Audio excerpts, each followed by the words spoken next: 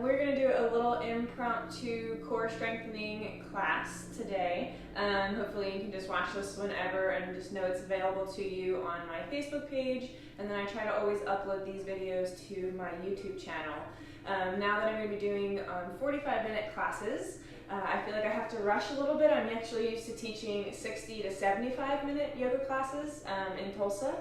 So I feel like the portion of my class that gets skipped when there's a shorter time frame is that individual, really focused core process in the beginning or mixed into the sequence. So although all my classes are going to be on Zoom now and they're $10 a class, I'm going to still try to offer a couple free just strengthening programs or maybe a little breakdown of specific yoga postures throughout the week on these outlets.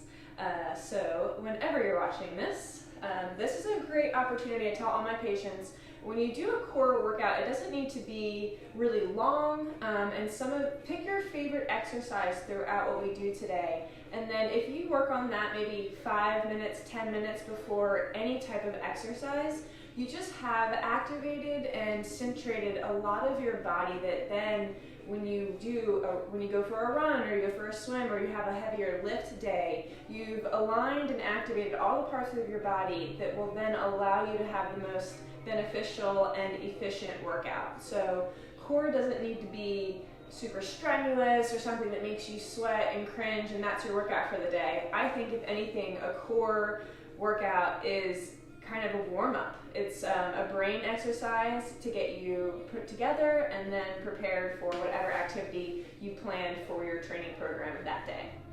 So to start, my core is a little bit of combination of rehab techniques, chiropractic, strengthening exercises, and then of course yoga. We're going to start on our back in something called dead bug posture. So laying on the mat, bring your knees about hip width distance. And right away, as soon as you lay down, there's usually this arch underneath your back. Go ahead and lift the hips up just a little bit so you can tuck your pelvis underneath, tuck your tailbone down so your back flattens, and then push your back into the mat. If that made your head arch up, go ahead, tuck the chin, and then walk your shoulder blades into close to your spine. So you're trying to create as much surface tension contact on the ground as possible. Now lift your legs up to 90-90, and you can really feel a lot of that low back pressure. If you put your hands in your hips, there should be no deviation in height. They should be pretty even. Okay, so dead bug posture. Hands are going to be up towards the ceiling, palms face in, toes are flexed. Just take a few activating breaths, trying to find what it feels like to breathe low and through the belly. It will inhale, get big.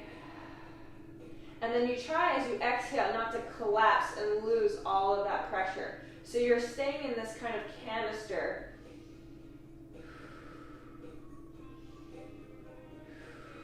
A few more breaths and then we'll add some movement. Good. Keep the legs where they are. Inhale, bring your thumbs overhead, touch the ground. Exhale, come back to center. Inhale, touch again. Exhale, center. Inhale one more time. Keep the thumbs there. Exhale, right heel towards the floor. Inhale, knee back up. Exhale towards the floor. Use your thumbs. Exhale, back up. Inhale, sorry. Exhale, touch that heel. Inhale, back up. Switching sides. Strong thumbs pressing into the ground. Low back pressing. Inhale where you are. Exhale, tap left heel. Inhale, back up. Exhale, tap. Inhale, up. Exhale, tap. Try not to lose that low back connection. Inhale, back up. Exhale, hug both knees to chest. Take a little bit of a break, rocking side to side.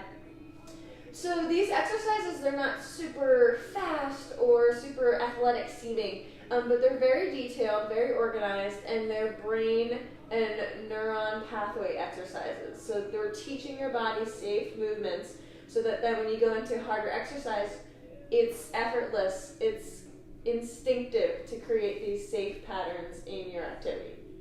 All right, this time we're going to bring hands up towards the ceiling. Knees are going to be straightened now, so toes flex back toward you. Inhale, push your palms together. Exhale, whole right leg taps down. Inhale, up. Keep pushing the palms. Exhale, left leg. Inhale, rise. Exhale, switch sides. Keep going at your own breath pace.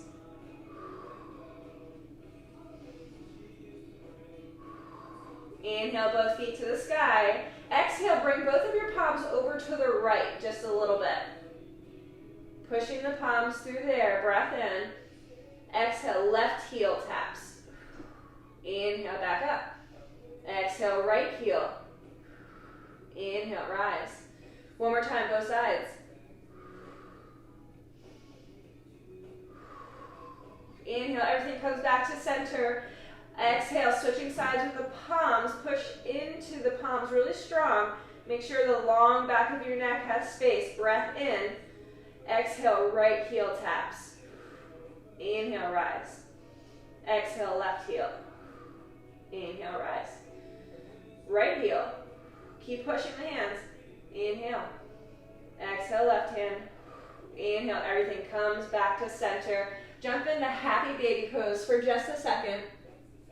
After these kind of deep integrated burnouts, I always put some type of restorative yoga posture in between. So just to give your hips a break, and then when you pop into the core exercise, you're actually still using the right muscles.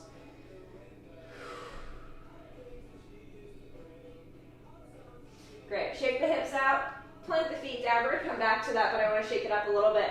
Walk the shoulder blades in between towards the spine. Flat feet, push the hips up into bridge pose. Good pressure through your left foot. Inhale, right foot flexes straight. Holding here for 3 breaths. 3, 2, 1. Bring that toe all the way towards the ceiling. Breath in. Exhale, drop it back to the ground. Inhale, lift it back up. Exhale, drop back to the ground. Inhale, back up. One more time. Exhale, drop. Inhale, lift and hold. Usually your right hip is a little hiked too close to your head. Make sure that hip is low, away from your ear and in line with your left hip. Holding for 3, 2, 1. Figure 4, drop the whole system. Bring that right ankle to left knee for just a little bit of a stretch. Proper length and joint mobility is going to allow us to better activate the core and just have a better awareness of all the different, 4 corners of that torso and abdomen. Excellent. Switching sides. Coming back up to this bridge. Rearrange. Back is flat on the mat. Then lift up. So you're lifting into that perfect plank. Inhale, left leg kicks forward at the same height of your right knee. Flex the toes towards you. Use the arms to keep you lifted if you're feeling a little bit of asymmetry from side to side. Inhale, that left foot all the way towards the ceiling. Exhale, heel tap. Inhale, lift up. Exhale, tap. Inhale, lift. Exhale, tap. One more time. Lift and hold for 3, 2, 1. Big breath in, lift a little higher. Exhale, drop it back to the ground. Inhale, point. Exhale, drop it back. Inhale, lift and point. Last time, exhale, drop. Inhale, lift and point.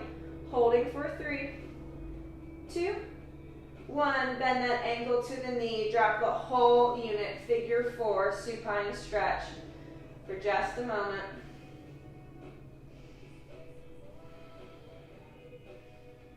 Good. And then kicking the legs out a little bit, kicking them back up into the air. Breath in, hands reach to the toes, long back of the neck, and even long front of the neck. So make sure you're not too tucked. Holding here. If you can grab peace fingers in between the toes, let go a little bit, but I just want you to push in to the inside of the big toe. So you're trying to move your toe inward towards midline on both sides. Then use the outside of the legs to kick back. So you have a little bit of a midline bind going here. Legs are moving out, arms are moving in. Breathing through the low belly. Isometric contraction. Leave your right leg there, hands behind the head. Right elbow is going to curl up and tap the left knee as your right leg, big breath in. Exhale, drop the right leg straight to the ground. Inhale, pick up. Exhale, tap. Inhale, up. Exhale, tap. Inhale, up. Exhale, release. Both legs up towards the ceiling. Breath in, lift the shoulder blades a little bit. 3, 2, 1. Switching sides. Bend the right knee. Left elbow comes to tap the knee. Collective breath in. Exhale, left heel. Straight leg tap the ground. Inhale, up. Exhale, tap. Inhale, rise. Exhale, tap. Inhale, rise. Exhale, tap. Last time, inhale, rise. Exhale, tap. Everything comes up towards the ceiling. Lift from your sternum for 3, 2, 1. Slowly lowering the legs, maintaining that low back pressure on the mat. Woo. And then take a little break. Shimmying the hips from side to side.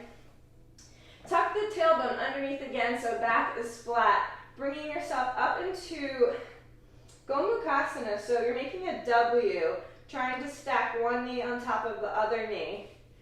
Then we're going to reach forward, try to grab the shins, and pulling them up and out to the side creates a little bit of a W here. Maybe a little rocking side to side in the hips. And then switching sides. So left knee goes over right knee, about midline if you can. And then trying to grab the shins. You can flex or point the toes and use the hands to evenly pull up and out.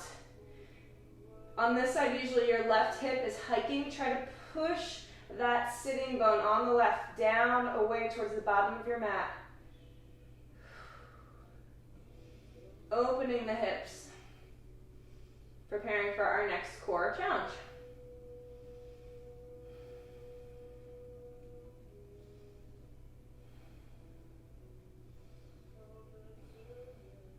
Good, release that, shake that out. Rock and roll a little bit. Come up to a upright seating posture for boat pose. So in boat pose, try to have your hands behind the knees to start, and what that does is allows you to upright and pull your sternum forward, and then as if you were zipping up the buckle of your pants, imagine zipping all the way up the front line and use that imagery to activate muscles that are going to pull you forward. You've got this. Here we go. So inhale, right leg extends a little bit, points towards the front of your mat. Exhale, drop it down. Inhale, left point. Exhale, drop. If you don't need the arms, you don't need to use them. Inhale, point. Exhale, drop. Try to keep the sternum forward. Inhale, point in the left. Exhale, release. Inhale, lean back a little bit as both legs come up now to that point, a more of a true boat pose. Push the feet together. Hands can be extended forward or up overhead for the highest challenge. Pushing the feet together, activating that midline for 3, 2, 1. Drop the feet. Come into a little bit of a butterfly pose for just a moment. Push the palms of the feet together. And then lean forward. Try to open up the back a little bit. Adding some swaying side to side if you're starting to feel a little bit too much tension building in between the upper thighs. We're going to return right to that boat pose. So on both even sitting bones, legs come up in the air. Inhale, hands at heart center. Exhale, left leg shoots long, twist open to the right. Inhale, back to neutral. What just happened? Exhale, right leg shoots long, twist open to the left. Almost like an upright bicycle. Inhale, neutral. Exhale, opposite side. Twisting away from your straight leg. One more time, both sides.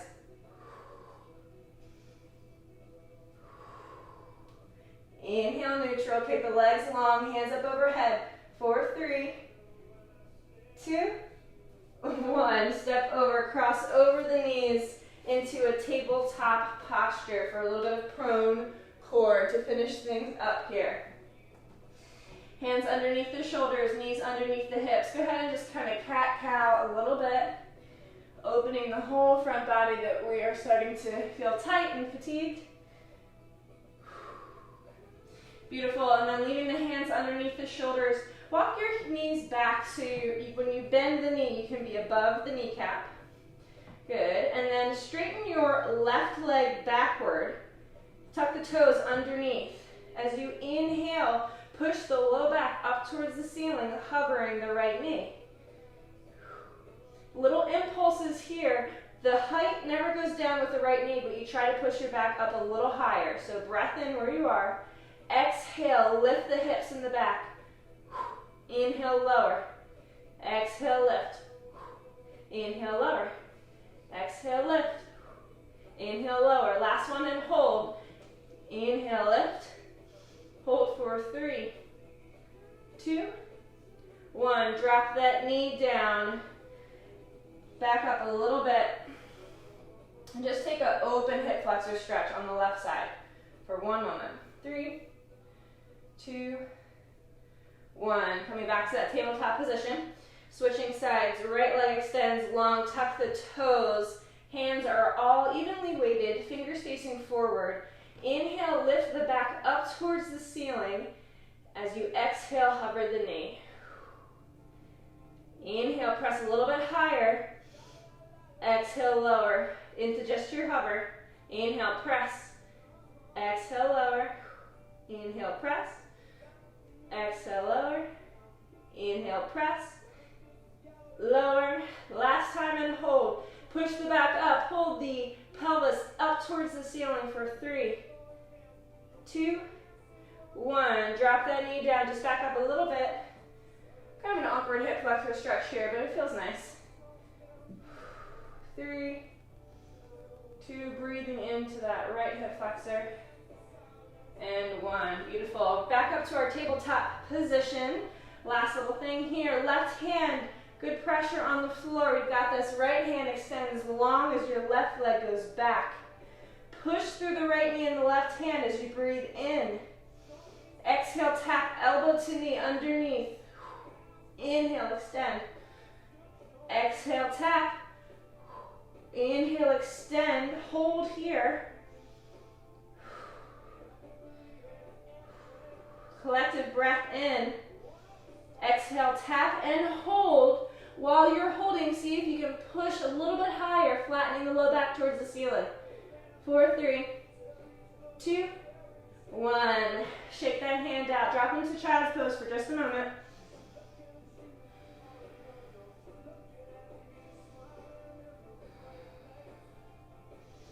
And then last side. This time, right hand stays down. Left knee stays down. Inhale your left hand towards the ceiling. Right leg kicks behind you. Breath in. Exhale, tap knee to elbow. Inhale, kick back only as high as you can stay in a plank. If you go too high, you're going to create a scissoring effect. So stay low. Breath in. Exhale, tap knee to elbow. Inhale. Exhale. Last time, inhale, push the back towards the ceiling. One more last ditch effort. 4, 3, 2, 1. Curl, knee to elbow. Pushing through the hand, trying to get a little bit higher as if that belly button is going up towards the ceiling. Breathing still through a big canister of the belly. And relax. Drop the knees wide. Set into your child's pose.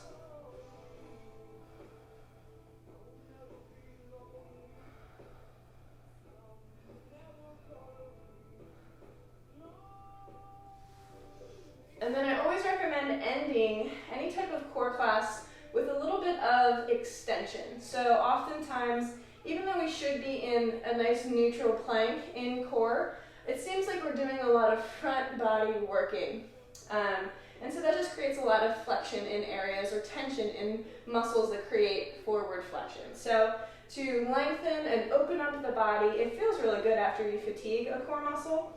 But it also reminds the spine that it needs to stay mobile and it needs to have as much range in extension as it does in flexion. So any type of extension posture would be something like a cobra pose. Strong tops of the feet pushing into the mat, lifting through the ears, allowing the belly to breathe.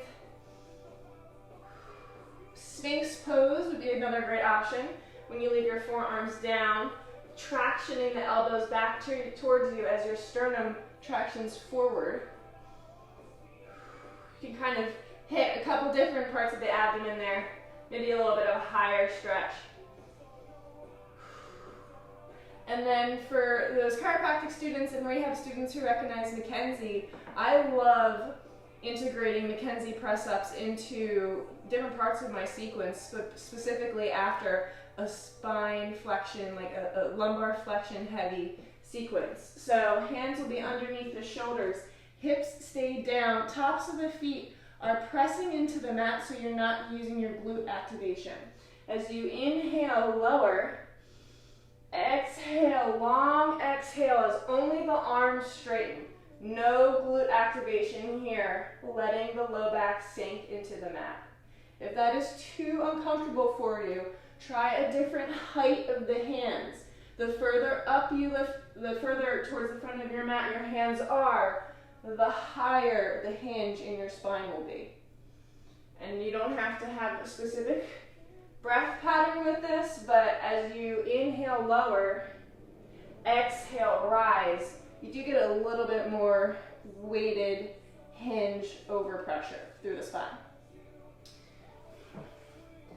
So that's one just kind of impromptu variation of a lot of great core exercises that didn't take a lot of time, definitely got us working, and has our body really prepared now for integrated, safe motor patterns of movement to take with you to your next exercise. So until then, have a great rest of your day. Bye now.